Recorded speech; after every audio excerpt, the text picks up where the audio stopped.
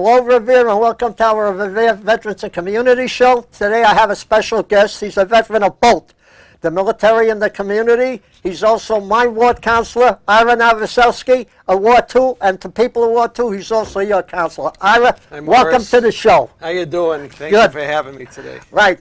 Now, Ira, you've been on the council, 16 years? 16 years. Tell us how you first got started coming on and how you love it there. Oh, it goes back to 1970, believe it or not. That's more than 16. That's when I first ran. That's when I first ran for office, and it was. I was young. I was only 23 years old, and I lost the first time out. Then I waited a while. I ran again in 1978, and that's when I won my first round. And my first 2 weeks in office, I hit the blizzard of '78, so I was fresh out of the gate in a major snowstorm. And I stayed there for 2 years. I took 22 years off, and then I came back in 2002, and I'm still here now. Right, but before we continue, I would like to say thank you from me and my wife. About a year ago, my brother-in-law is buried at the Bourne National Cemetery, Mass National Cemetery in Bourne. I didn't know where his grave was. Of course, I was a computer dummy then. I'm still a little computer dummy now. And when I came to ask you for help, you looked it up for me. You gave me the exact plot location. So for me and my missus, thank you. It was my pleasure teaching you. Right. Now you can do it yourself. I know that, but thanks to you, Bob Dunbar, Bob Driscoll, Jessica Simpson, and Rick Promise. Before we continue, by the way, you are a double veteran, really, when I think of it. You've been in the military 27 years, which we'll talk about, and on the council, so you do both, community and military. So tell us about the National Guard, how you first got into that. Well, I first went into the military in 1968. I was in the Army Reserve for 6 years. I stayed until '74. I got out. I was out for 12 years. In 1986, I went back in. I had an issue with the Jewish war veterans, and we met the Adjutant General of the National Guard. He asked me to come back, and 21 years later, I retired. So that gave me my 27 years of service.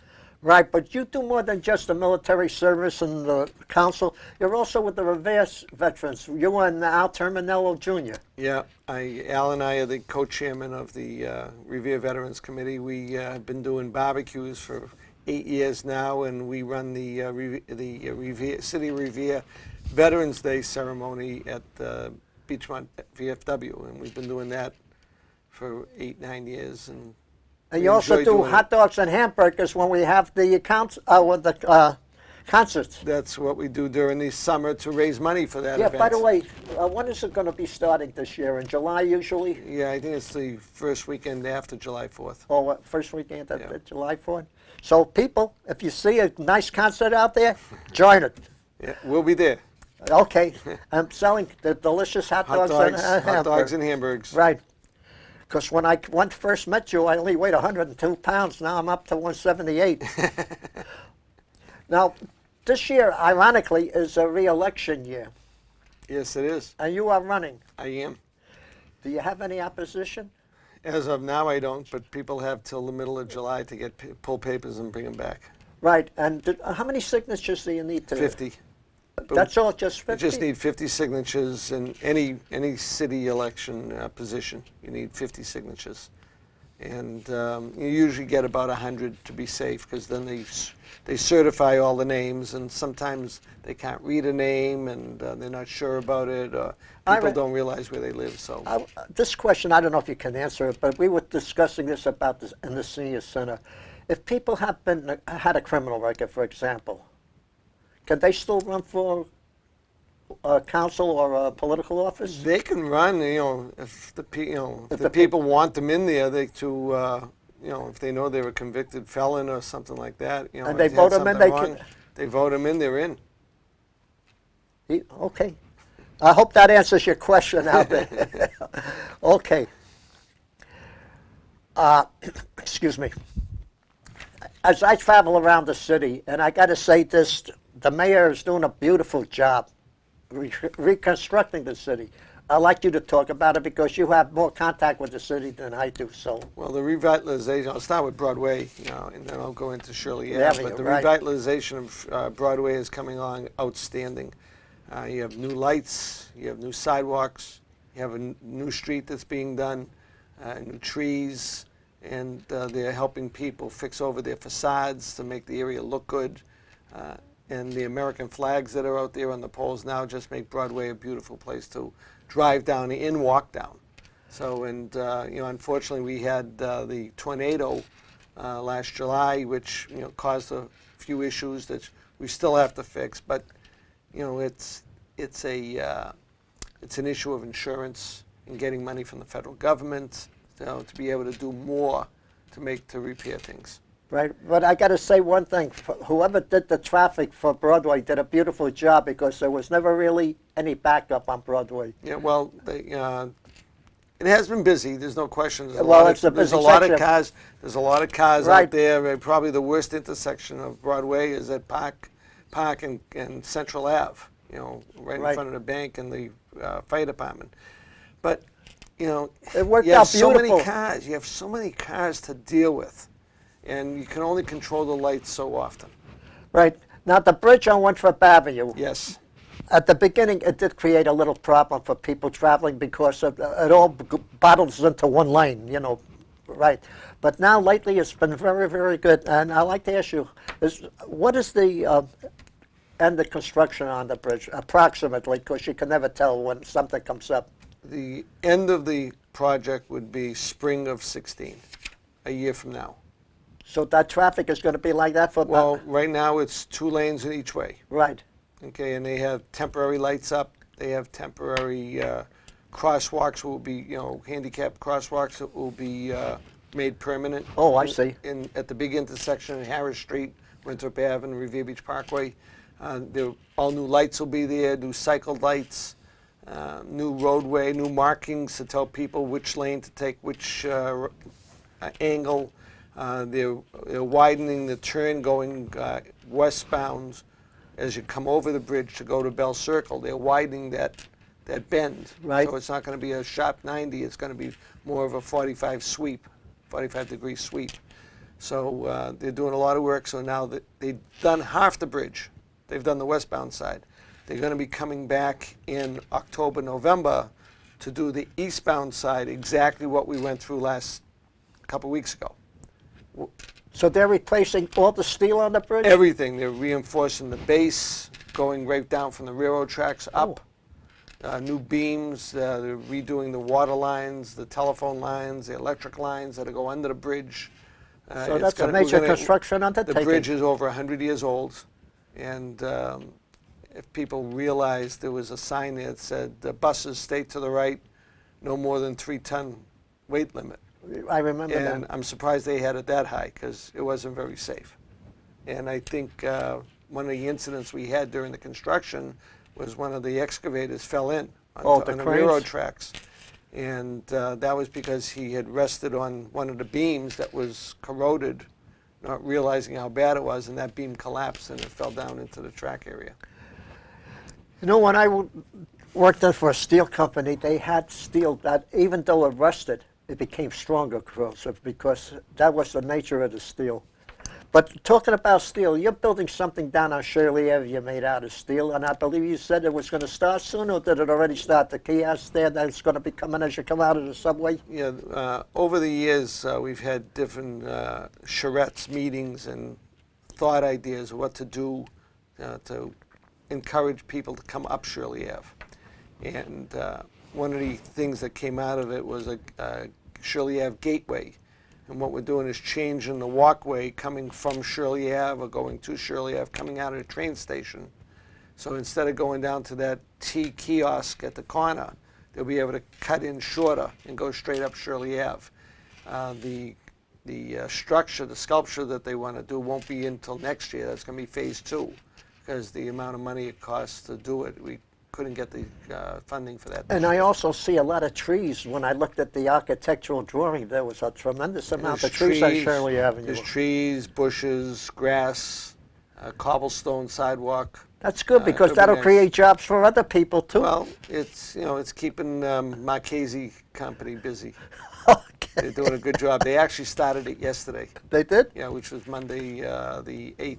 Okay. Actually, Monday they did, not yesterday. But Now, I want to, you know, I look at the television news, I look at the newspapers, and I see cities like Ferguson, Baltimore, lately beginning all crime rate. High crime rates, not low. But Revere, how is the crime rate in the city of Revere? Actually, the crime rate is very low. Over the last 8 to 10 years, we have had a great police department working on eliminating the gangs, going after drug dealers, going after house drugs, producing the drugs. And I can honestly congratulate our police department for the great job they've done on Shirley Ave. And I know they had to move up to Broadway, and they did a great job up there after school, and the kids were kind of getting a little rucky, and they calmed them down and they moved them on, and they've controlled that a lot too. So I have to say, I think we have one of the best and the friendliest police department, not only in the Commonwealth, I'm talking about the 50 states, and I've traveled around because I worked all over at one time. And the city of Revere, Chief Caffarelli, who does a fabulous job. absolutely. On Yeah. there. And he got some great guys that work under him. Yep. And the police department, I have to say, are they going to be adding on because I understand there's new recruits coming on? Well, they're always replacing. There's guys retiring, and right now I think we're at 92 police officers overall. That doesn't mean there's 92 people in the street. Right. But a city our size at a little over 50,000 should have about 108, 109 officers. But we only have so much money to deal with, and they have to juggle everything. So but they do good. Right. Now I want you to do, we were talking about the National Nights Out, the first Tuesday in August that you said to me. That's correct. But you have a lot of people that work there, and nobody knows who they are, and they never get any credit. So I don't know who they are myself. So why don't you just mention their names and say, and we'll say thank you as you go down the list. Well, over the years, I've been doing it for 13 years now, and I actually sponsored it and hosted it down at the Curtis Park down right, at Garfield. Garfield School. And a couple of years ago, Mayor actually Ambrosino at the time said, I want to do it too in another part of the city. So then between Mayor Ambrosino and then moving into Mayor Rizzo, they said, let's keep it on, keep it going. And between the two locations, we'll have almost 1,000 people from the neighborhoods coming down. I get about 500 people up in West Revere School Complex.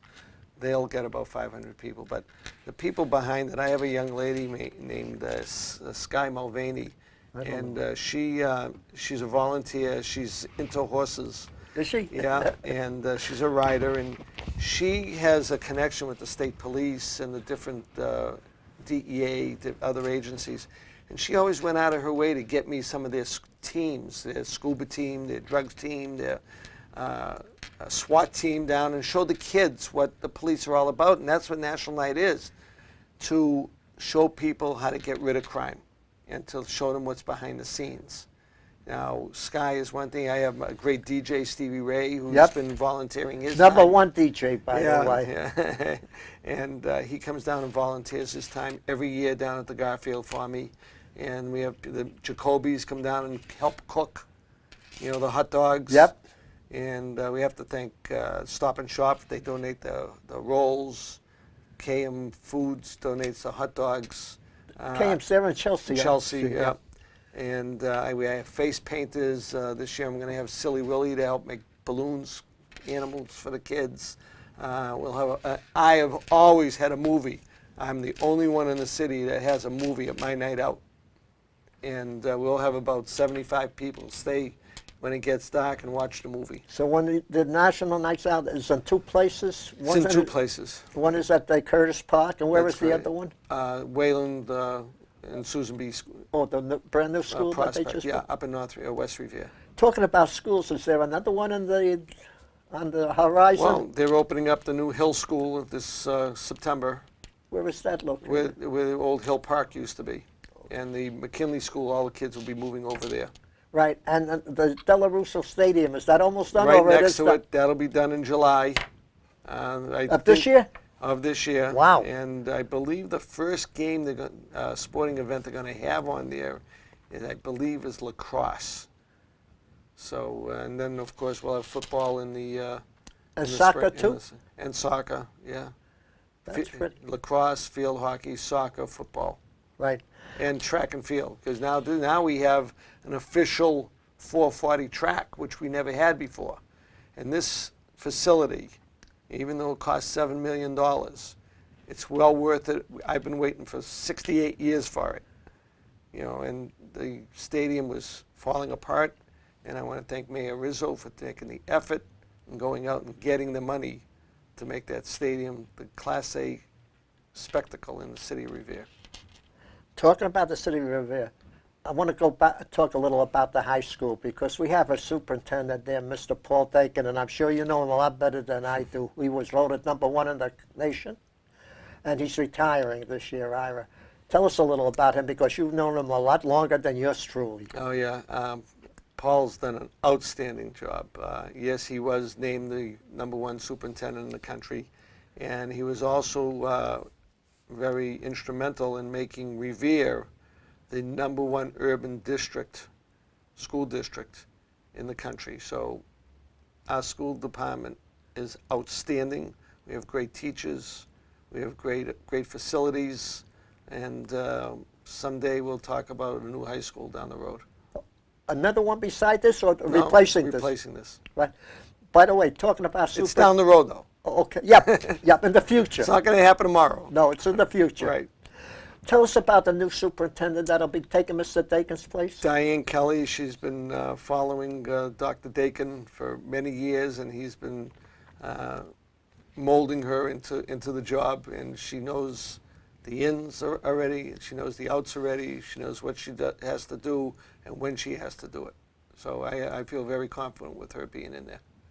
That's very good. Now, before we continue, we always give a flag to a veteran, but you're only getting the one flag, even though you're a double veteran. So, Ira from the City of Revere and the Revere Veteran Service Thank you very Center, much. Nick Brewer. And talking about the Revere Veteran Service, they do a Yes. fabulous job. Tell us a little about Nick. Nick is great. Yep. You know, actually, when Nick walked in the door, I was already sitting in his office. You know, because I knew he was coming on board, and I took him under my wing. You know, because I knew what had to be done there to a point.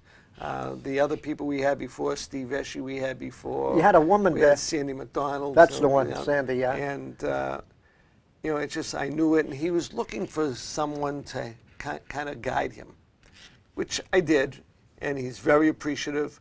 Not only do I work with him on that, but we work on the Rumney Marsh Burying Ground Committee, and is the only cemetery in the city of Revere. The only cemetery, and it's not working now because it's old.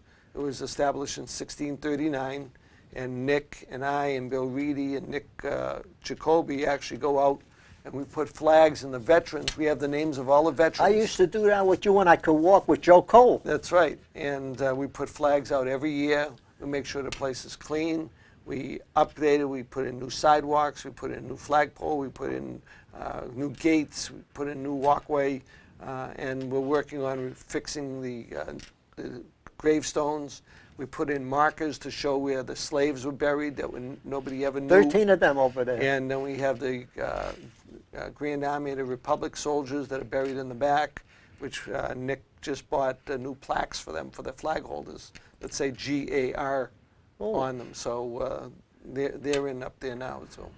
You have a gentleman in the City of Revere. Well, you have two gentlemen that I know of. One is Jeff Perlman, Yep. who happens to be a history buff about the Civil War. Great man, was on the show a couple of years ago. And Miles Kennedy, who works in the mayor's office, who's also a Civil War buff. I hope eventually to get them both on the show together and have them do the Civil War. And you ought to connect them up with Jim Mitchell from the Revere Revere Advocate, Advocate? because he's also a Civil War buff? a buff. So he helped put together one of the ceremonies we had at the Rumney. Well, I'll tell you, about 4 or Mr. 5 Mitchell years does ago. a terrific job with Yeah. that newspaper, The Advocate, But because it's a beautiful newspaper. Right. Jeff actually graduated high school with me. I've known Jeff all my life. Jeff Perlman. Now I got to put you on the spot. Equal. Who was the smartest student? Both tied? No, Jeff. Definitely, Jeff? Yeah, I admit, it was Jeff. Well, Jeff, I'll there give you it go. to you, Jeff. It's all yours. Okay. We talked about that, and we talked. Oh, I always go to the senior citizen at Winthrop Avenue. I play the music there. When we have fun, shindigs, and even when we don't have shindigs, you pop in all the time there. So, since you are over 60, I assume, because you said you're 68. I'm almost 70. And I'm almost 90 when you think of it. So we're aging up there. Yes, we are. So you're See, over- between the two of us, we got 160 years. Yeah, Yeah. yeah. 86 and 68. Yeah. Yeah. So, sure. Almost as old as America when you think of it. Not almost. Morris, don't make me go there. Nope, nope. Ira, tell us something. People don't realize that you're a well-educated man, because you are. Tell us a little about your education, really. You grew up in the city? I grew up in the city. I went to the Revere school system. I went to the old Walcott school. I went to the old Garfield school. I went to the old high school. All my schools are gone. We used to have 13 schools in the city. You know, and they're all local schools, neighborhood schools. And then after a while, they wanted to upgrade things, and there weren't as many kids at that time, so they sold a lot of the schools and the properties. And I went, after high school, I went to Newman Prep for a year, and then I went into Boston State College, and then I ended up graduating from UMass Lowell. Fantastic. So, That's good. And how about your family? well, I have my wonderful wife of 45 years, and I have my son 40 years, and I have my two grandchildren, my son's wife, Jean Marie, and I have Charlie, who's 8, Charlie J, female. It's female Charlie. And Olivia Rose, 14. And of course, I have my mother. My mother's not going to be 97 next week. God bless her. Yeah. Yeah, so So that's she's my a real family. senior citizen. And I live in the same house I was born in. Right. Yeah, Now, you're also, I believe, a Red Sox fan? I am. Can I use the word fanatical Red Sox? Yeah, you can use fanatical. Have you ever met some of the players down there? I mean, like Big Pappy or any of those? Louis Tiant, and actually I met Daubach when he played for the Red Sox, and I met Yastrzemski, I met Rico Petrocelli, going back, Frank Malzone. Way back we go, Sammy White, who was the catcher way back in the 50s and 60s. You talk about going way back. When I was a kid, we had in Brooklyn, because that's where I lived, the police. I won't hold that against you. No. Then I immigrated to America when I moved up here. Yeah. Okay, Yeah, I but get it. unfortunately, you're one of those. I know. You're one of those. You know, I used to... Folks, one of those Okay. is a Yankee fan. That's all right. I make no bones about it. We've had great ball players. Mickey Mantle, a great gentleman. Yep. Derek Jeter, a great gentleman. Roger Maris. Joe DiMaggio, There you Babe go. Ruth, Yep. who left the Red Sox to That's come to right. play for the Yankees. Yeah, but we broke that curse. So after 86 years, yeah. Doesn't matter, we broke it. Lou Gehrig. Yeah. And who is the, what's his name, Pedro Martinez. Martinez. He yeah. went to New York, Yeah. got his No, he strike. went to the Mets, though. No, he went to the Pedro. Yankees. I think he went to Pedro the went Yankees. to the Mets. Well, he went to New York, got his training. Hey, wait a minute. Who's the expert around here? You are, I guess. Yeah. Only because you're the counselor. No, but we're talking about baseball. We did have the Police Athletic League in Brooklyn, and we used to stand outside on Bedford Avenue, like the fences were 8 feet high, so we were kids. And they called us the knothole gang because you know what we would do? That the fences had knotholes. That's right. And one kid would come along with a hammer and a little piece of thing for like a broomstick, Yeah. and he'd knock out the knotholes, and Oh, we'd yeah. all be looking there. The disadvantage was that most of us, while we were looking at that hole, the popo would be out in the streets and the cars could rip into us. And so the police got together with the Dodger Club at that time. Branch Rickey, I guess, was the manager, and the owner. And if the place wasn't crowded, They let us go in. Yeah. Oh, good. So we had a Good. good time there. Ira, we got about 3 minutes left. I'm going to give you the last 2, and I just need 1 minute for myself. So take it away. Well, I just want to tell you, first of all, thank everybody in my ward that has voted for me for the last 14 years. And as Morris said before, I am up for re-election this year. And I can honestly say Shirley Ave is a far better place in the last 14 years. And I have to agree with you. That Not I have that to I'm agree patting with you. myself on the back because I had a lot of help, and you don't do it yourself. You have to have support from the police department, the fire department, the Board of Health, Excuse the me? building department. Ira, I got to interrupt you. We forgot to talk about one thing. One thing we What's that? forgot to talk about that you do a terrific job, the shine, where you clean up the area. Well, that's not only me. That's the mayor's But- thing. but yours, we what- do that a couple times a year. We Oh. don't only do it on Shine Day. We actually do it in September again. Oh, I didn't know that. The local people with the neighborhood developers, which was one of my things I was just going to mention. Over the years that down in Shirley Ave, everybody is always looking to make it better. And the police started by getting rid of the gangs and the drugs. That they Then we did. got new sidewalks. We got new streets. We put flowers on the poles every year. We put American flags on the poles for the last 4 years, which I honestly have to say when I saw them on Broadway, I insisted to the mayor at the time I want them on Shirley Ave, and they got there, and everybody loves them. We got new trees on Shirley Ave. We got some new streets in the neighborhoods. We're putting in more trees in the neighborhoods, and we're careful of what we do and where we put them. And things are just going so well. But I do want to say, I know the biggest thing that everybody has a problem with right now is potholes. They're going to get done. We only have 5 workers that do this type of work, and we've had so many different water breaks. I want people to please be patient. Right after July 1st, we'll have a new contract. We'll have a company come in and assist the DPW to fill the potholes and Okay, trenches. Ira, I have to interrupt you because we're Okay. already out of time now. But I want to thank you for coming on the Morris, show. thank you very much. God bless you. Appreciate your Thank time you. and your effort. Thank you. And God bless our troops, the God people bless who are America. there. God bless America, our great nation. God bless Revere. God bless the Commonwealth of Massachusetts. And thank you all for listening. Until our next show, we also have another great guest like Ira. Thank you again for coming.